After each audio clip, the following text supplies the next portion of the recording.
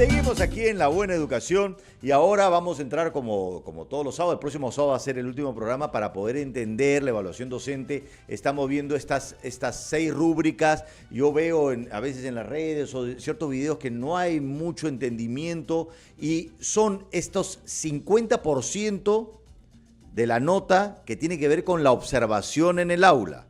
Yo sé que las notas ya no son de 0 a 20, pero para pensar es como los 10 puntos de la nota de 20 que tiene que ver con la observación en el aula. Y como todos los sábados tenemos a Rosario Gildemeister, especialista en desempeño docente de la Dirección de Evaluación Docente. Bienvenida, Rosario. Gracias, Javier. Buenos días a todos los docentes y padres de familia que nos escuchan y nos ven. Una primera idea que quisiera presentar ahora, antes de entrar con las rúbricas 3 y 4, que son objeto de este programa, es que ninguna rúbrica por sí misma lleva a aprobar o desaprobar la evaluación.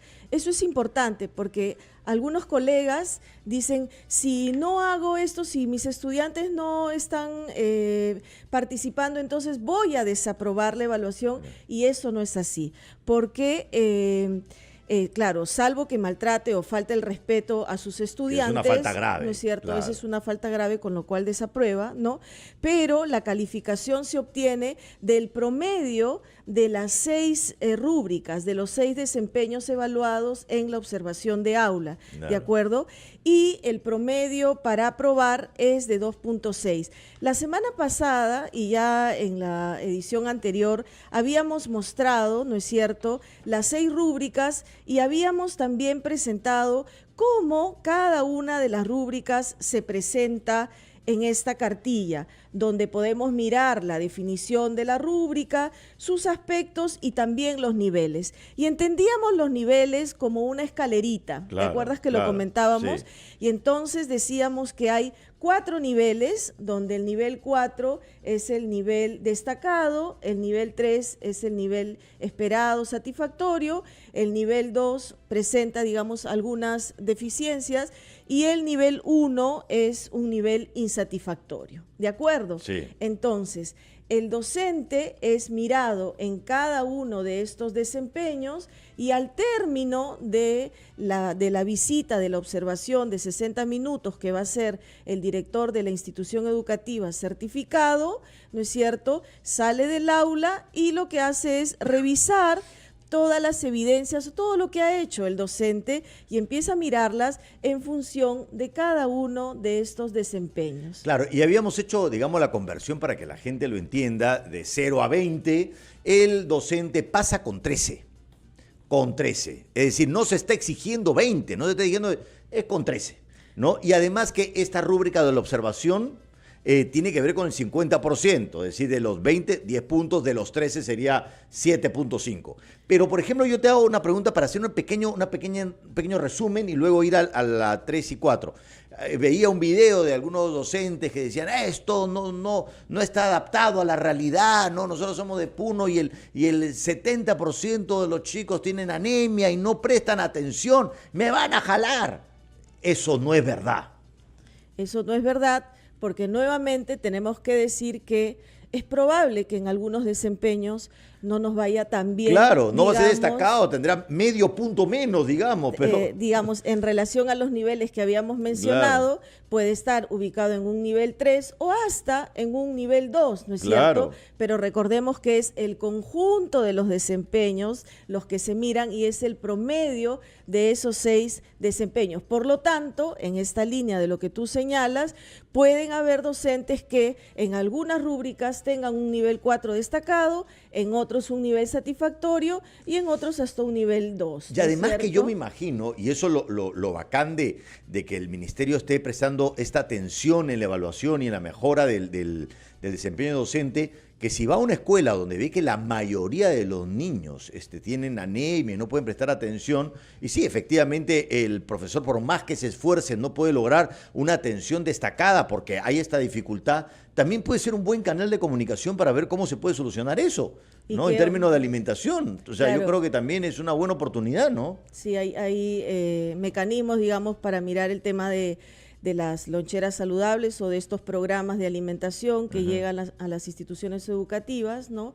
Y que proveen del desayuno escolar, ¿no? Claro. Y entonces, ¿cómo garantizar que el desayuno se dé primero, de modo que los chicos puedan tener una mejor disposición luego para Absolutamente. las clases, ¿no? Entonces, hemos hablado de dos rúbricas, que uno tenía que ver con cómo involucras al chico, no cómo haces que los chicos presten atención y cómo manejas tú el tiempo. Así Son dos es. cosas. Para calcularlo y para que la gente lo entienda, de 0 a 20, estas dos es 1.5, un punto y medio. O sea que si las dos cosas lo hace de forma destacada, tiene 3 puntos. Pero si no es destacado, pues tendrás un poquito menos. Y vamos ahora a ver a la rúbrica 3 y la rúbrica 4. Bien, nos vamos a acercar primero a la rúbrica 3, que es promueve el razonamiento y la creatividad, y o el pensamiento crítico. Y ahí es importante mencionar, colegas, que lo que se pretende mirar en el trabajo de ustedes es si ustedes proponen actividades que están vinculadas con el propósito, ¿no es cierto?, de su sesión, y establecen interacciones pedagógicas. O sea, por un lado, son las actividades que ustedes diseñan y que ustedes ejecutan, ¿no? Que esas actividades sean ricas en generar el desarrollo del pensamiento crítico, el razonamiento Que y la enseñen a creatividad. pensar. Sí, que puedan ayudar a los chicos a pensar, a razonar, ¿no es cierto? Tenemos un problema matemático, tenemos un problema que resolver de la vida cotidiana, ¿no? De algo que pasa a nuestro alrededor. Y bueno, pensemos cómo podemos solucionarlo, Claro. ¿no? Leemos un texto y comentamos sobre él, pero solamente, no nos quedamos solamente con que me gusta, no me gusta, ¿no? Claro. Sino que tratamos de entrar un poco en la lógica del texto y discutimos un poquito con los autores del texto para decir, a ver, ¿qué ha pasado aquí? Claro. ¿No? ¿Qué sucede con este personaje? ¿Cuál es la idea central aquí? ¿Qué está defendiendo el autor, por ejemplo, en el caso de un texto argumentativo, ¿no? O, por ejemplo, para pensar, cuando construimos personajes imaginarios a partir de la lectura de muchos textos, ¿no? ¿Cómo ayudamos al niño a ir construyendo ese nuevo personaje? Ideas novedosas, ¿no es cierto? Mirar la creatividad también por ese lado. No asumir que la creatividad tiene que ver con que el niño haga solamente algunas actividades graficoplásticas, sino que la creatividad está atravesada en muchas de las Eso es bien acciones que hace importante. el Creatividad docente. creen que solamente tiene que ver con algo artístico, algo manual. Sí, ¿no? sí, suele pasar eso. Pero yo quiero que, o sea, esto me parece a mí importantísimo. Por eso es que es importante que todos los oyentes, los televidentes lo entiendan, porque la educación que hemos recibido no es una educación que te enseña a pensar, no es una educación que te enseña a razonar, no es una educación que te enseña a crear, es una educación paporretera que hace que ciertos conocimientos los adquieras y los repitas como loro. Y ahora se quiere que el alumno piense. Entonces se busca, y por eso al docente se le evalúa para que le digan, bueno, docente, piensa cómo hacer para que el alumno piense.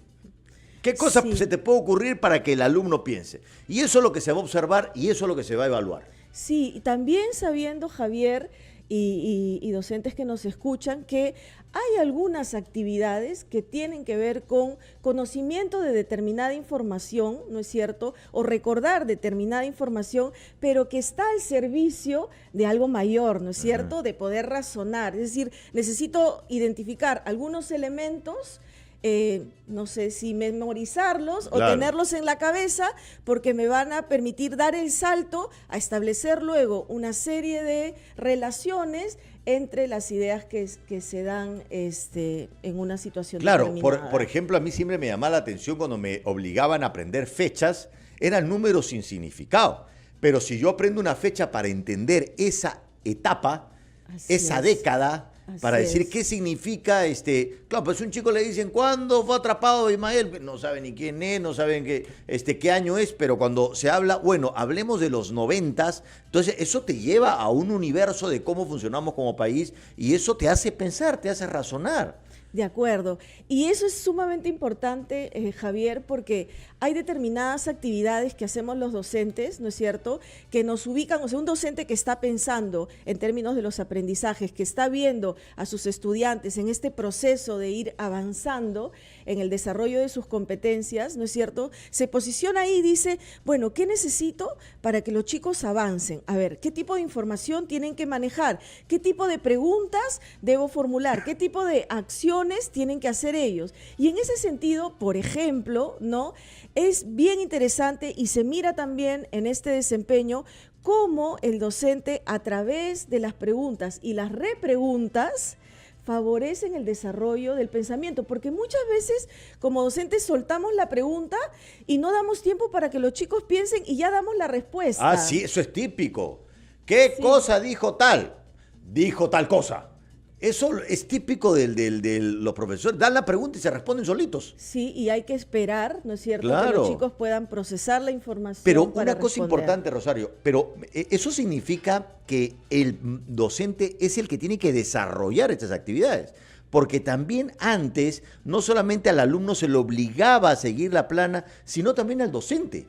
Estaba como encorsetado, es decir, cada clase, tienes que hacer esto, entonces no tiene posibilidades de explorar de qué modo modificar los contenidos para que el alumno pueda aprender. Ahora, ¿se le da también esa libertad de pensamiento y de creación al docente? Por supuesto, un docente que desarrolla competencias, que desarrolla capacidades en sus estudiantes y que él mismo desarrolla sus propias capacidades como docente, ¿no es cierto?, tiene un acercamiento al conocimiento y a las formas de aprender también distinta. Y esto se da desde hace varios años, ¿no es cierto? Claro. Nuestra educación ha ido cambiando a lo largo del tiempo, de modo que debemos encontrar a muchos docentes en nuestro país que están trabajando en esta línea de ir generando mejores aprendizajes cuya centralidad está en el aprendizaje y que están en ese esfuerzo de que los chicos piensen, de que los chicos hagan productos nuevos, que creen, que reflexionen, que tengan capacidad para argumentar, ¿no? No, y seguramente algunos docentes que están viendo el programa dicen, pero si eso yo ya lo hago, ¿para qué lo tienen que evaluar? Justamente por eso.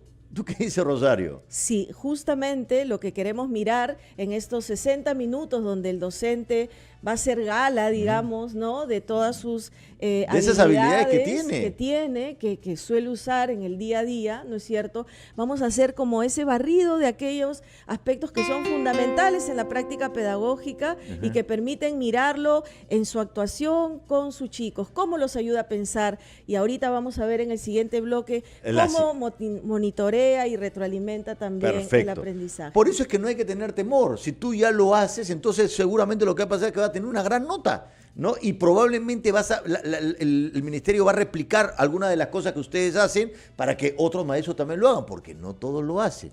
Vamos a hacer un corto comercial, pero seguimos aquí en La Buena Educación y la verdad es que veo los mitos y leo acá y realmente es increíble cómo el miedo hace que uno exagere un poco las cosas, las sobredimensione, porque realmente yo no formo parte de esto, pero a mí me parece una evaluación papaya. Es decir, yo estoy viendo el razonamiento y aquí dice que el nivel 3, para que sea satisfactorio, en 60 minutos, por lo menos una vez, tienes que intentar que la gente piense. Una vez, con que una vez lo intentes, ya pasas. Y el nivel 2 es que lo hayas intentado y que la gente no lo haya logrado. Entonces el nivel 2, claro, hay que mejorar, pero... O sea, no me parece que en 60 minutos, o sea, tampoco están pidiendo que los 60 minutos sean 60 minutos de explosión neuronal y que todos sean actividades que te hagan romper la mente. No, que una vez hagas una pregunta que la gente pueda pensar y contestar y que pueda reflexionar, me parece que es algo bastante esperado, no me parece de una exigencia enorme. Sí, recordemos que vamos a ver a los docentes en este tránsito de motivar, de despertar el interés, de organizarse con el tiempo, ¿no?, de tener claridad de su propósito y a partir de él poder generar una serie de actividades ricas, interesantes, ¿no es cierto?, y que hagan pensar y que sobre todo se dé, digamos, de manera como sostenida, que se evidencie que en efecto el profesor está generando el razonamiento, que no es solamente con una pregunta, Claro. sino cómo ayuda la repregunta, ¿no es cierto? La interacción entre los propios niños, entre el niño y el docente, Claro. ¿no? Yo siento que la mayoría va a pasar la evaluación y los que no, pues con las capacitaciones mejorarán y los que no son los que en el fondo no quieren. Eso es lo que yo siento desde afuera, ¿no? Pero veamos la cuarta rúbrica, que esto de la retroalimentación. Explícanos un poquito esto de la retroalimentación, que seguramente muchos oyentes no entienden bien eso. Sí, Javier. Queridos docentes y también padres de familia que nos están escuchando, ¿no? ¿Qué significa esto de evaluar el progreso de los aprendizajes para retroalimentar a los estudiantes y adecuar su enseñanza? Una primera cuestión, Javier, es que la evaluación se da de manera permanente, ¿no es cierto? Es un proceso que se da de manera permanente, en la misma lógica, digamos, de lo que se Estás pretende. hablando de la evaluación del docente frente al estudiante. Así es, ¿no? Un docente recoge información de sus estudiantes de manera permanente. Pero ¿cómo es eso de recoger información de manera permanente, ¿no? De acuerdo a las características de los chicos, ¿no es cierto? El docente va identificando evidencias o pruebas, no sé, que dan cuenta de cómo los niños van comprendiendo. Por ejemplo, hace preguntas, ¿no? Revisa las producciones de los chicos, ¿no? Se desplaza por los diferentes espacios para asegurarse de que los chicos están comprendiendo aquello que se está trabajando. Y si ¿no? está yendo en otra dirección, le da una retroalimentación para que modifique la dirección, digamos. Así es, y ahí entra entonces el segundo aspecto que tiene que ver con retroalimentar, ¿no? Se identifican aquí 3 tipos de retroalimentación. Hay una retroalimentación por descubrimiento, ¿no es cierto? Que es una retroalimentación más exigente, si se quiere, ¿no? Porque lo que se pretende es que el docente ayude a este estudiante a darse cuenta de qué es lo que está, del error, digamos, viendo el error como una oportunidad, ¿no es cierto? Eso va a cambiar la historia de nuestro país. El error una oportunidad. Es una Hemos oportunidad. vivido históricamente donde el error se castiga, ¿no? Y es una cosa terrible y los adultos viven temiéndole al error. Ahora el error se va a ver como una oportunidad. Es una oportunidad de aprendizaje, ¿no? Y muchos autores así lo señalan. Yo Estamos estoy de acuerdo, convencidos por de supuesto. eso, ¿no es cierto? Y visto como una oportunidad para que el niño reflexione. ¿Qué es lo que ha pasado? ¿No es cierto? ¿Qué sucedió en tal procedimiento? ¿Qué fue lo que hiciste? Mira, te di una pila de chapitas, ¿no? Para que las agruparas en función de algún criterio, ¿no? Ajá. Y los niños identifican las chapitas rojas de una determinada marca, qué sé yo, las verdes, las amarillas, ¿no? Y por ahí nos vamos dando cuenta que en esa agrupación se han mezclado otros colores. Y yo le ayudo a pensar, ¿qué pasó ahí, Roberto, Rafaela, ¿no? ¿Qué sucedió aquí? Y el niño mira, yo espero, ¿no es cierto?, la respuesta del niño y dice, ¡ay! Acá está esta verde y la verde no debe estar, ¿no es cierto? Se dio cuenta. Pero yo necesito también ayudarlo a que verbalice qué cosa es lo que pasó, es decir, que vaya identificando el criterio, ¿no es cierto? Es que no son iguales, es que es de otro color. A diferencia de antes que venía el maestro, cuando yo era chico, decía, eso está mal. El verde no va en el rojo, saca el verde, ponlo acá. Ah, ya. Y obedeces. Bien. Ahora le hace la pregunta, ¿qué está pasando acá? ¿No ves que hay alguna diferencia? Fíjate en esto para que se dé cuenta. Te das cuenta y claro, en el ejemplo que tú dices, me ayuda a mencionar otro tipo de retroalimentación identificada como elemental, donde yo le digo que está bien o está mal, tal cual como tú planteabas en el ejemplo. Eso no se hace así, cámbialo acá, o me quedo solamente con, muy bien, no, está mal, cámbialo, ¿no? Pero no le devuelvo al estudiante herramientas, no le ayudo a que se dé cuenta. Todo es bien o mal. Así es. Y el otro tipo de retroalimentación es la retroalimentación descriptiva, ¿no es cierto?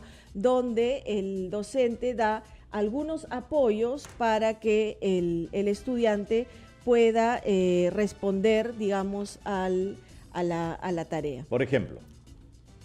Entonces, por ejemplo, frente a la situación mencionada del niñito o de la niñita con los 3 grupos de chapita, ¿no es cierto? Si identificamos que por ahí una chapita se pasó al otro grupo, entonces yo le digo, mira, lo que tú tienes que hacer es, tienes que sacar esta chapita porque date cuenta que aquí está ya el le grupo. explicas un poco más. O sea, si el chico no se da cuenta, ya lo guías un poco más. Sí, y si miramos los niveles de esta rúbrica, ¿no? En el nivel 3, recuerden colegas, este nivel satisfactorio, ¿no? El docente monitorea activamente a los estudiantes, es decir, está preocupado, ¿no es cierto?, y concentrado en que los chicos desarrollen las actividades, les brinda retroalimentación descriptiva y adapta las actividades a las necesidades de aprendizaje identificadas. Y aquí hay un elemento importante, colegas, que es importante mencionar, disculpen que lo repita 2 veces, pero es que a veces podemos poner como retos muy altos y nos damos cuenta en el camino que los chicos no están todavía para ese reto. Entonces, digamos, ayudamos al niño, ¿no?, adaptamos nuestra enseñanza para que el niño pueda asumir ese reto, ¿no es cierto? Pero ahí hay que estar bastante atentos, ¿no? De cómo están los chicos, de cómo están siguiendo, digamos, la resolución de la tarea, ¿no? Entonces, para un nivel satisfactorio, el docente monitorea activamente la comprensión y progreso de los estudiantes al menos 25% de la sesión. Es decir, 15 minutos de los 60 minutos. A recoger, así es, evidencia a través de preguntas, diálogos. Pero además lo que a mí me parece fundamental, porque esta rúbrica lo que está planteando es también una revolución en la forma como el profesor evalúa al alumno. Porque como éramos evaluados eran con una nota. Entonces la única forma de saber si el alumno ha avanzado o no, un examen, la nota, entonces nosotros éramos un número, ¿no? Entonces el que tiene 10, el que tiene 11, el que tiene 13, y ahora se está evaluando el modo como el maestro evalúa. ¡Qué maravilla! Evaluar cómo tú evalúas. Es claro, una evaluación formativa donde yo veo el proceso de desarrollo de las competencias de nuestros estudiantes, donde tomo decisiones permanentemente, ¿no es cierto?, para adaptar mi enseñanza, para mejorar mi enseñanza. No es la evaluación al final de un bimestre, ¿no es cierto?, en la lógica de lo que tú mencionas, sino es que yo voy recogiendo información de cómo está avanzando mi estudiante en este proceso. Extraordinario. Y ver cómo está descubriendo, ¿no?, a veces describiendo los procedimientos para que el alumno aprenda. Porque el asunto es que no siempre se sabía si el alumno estaba aprendiendo o no. Así es. Y entonces yo puedo tener intervenciones en determinado momento. Bien, Javier, lo estás haciendo bien. En otro momento que tú lo necesites, yo te puedo decir, mira, ¿y qué te parece si lo haces? Puedes ir por este camino? O, ¿y por qué lo hiciste así, Javier? Claro. ¿No? Cuéntame, ¿qué pensaste cuando hiciste esto? Entonces, puedo transitar en mi sesión, ¿no es cierto?, de 60 minutos por varios tipos de retroalimentación, ¿de acuerdo? Pero se espera en el nivel, digamos, destacado que el docente dé cuenta, por lo menos, de una intervención, ¿no es cierto?, de retroalimentación por descubrimiento. Claro, y vamos a ver, porque ya el programa se ha ido, el próximo programa, las últimas 2 rúbricas, pero yo me quedo con esta reflexión que a veces dicen, estas cosas han sido diseñadas en una oficina y no van a la realidad. Y yo digo, a ver, ¿qué realidad no debería ser propicia para fomentar el que se piense, el asegurarte que el alumno aprenda, que el alumno pueda ser involucrado, prestando atención, por lo menos una cantidad considerable, ¿no?, que puedan manejar el tiempo? O sea, creo que son cosas que tienen que estar presentes. Difícil el cambio para algunos. Para unos maestros ya se van a pasear. La mayoría de los que están viendo el programa se van a pasear, pero a algunos les va a ser difícil porque hay condiciones difíciles, pero la idea es mejorar. Muchísimas gracias Rosario. Te espero el próximo sábado para ver las últimas 2 rúbricas. Y queridos amigos, cuando el miedo comienza a bajar, la conciencia comienza a aparecer y nos damos cuenta que las cosas eran mucho más claras y mucho mejores y mucho más lúcidas de lo que imaginábamos. Nos vemos el próximo sábado en La Buena Educación.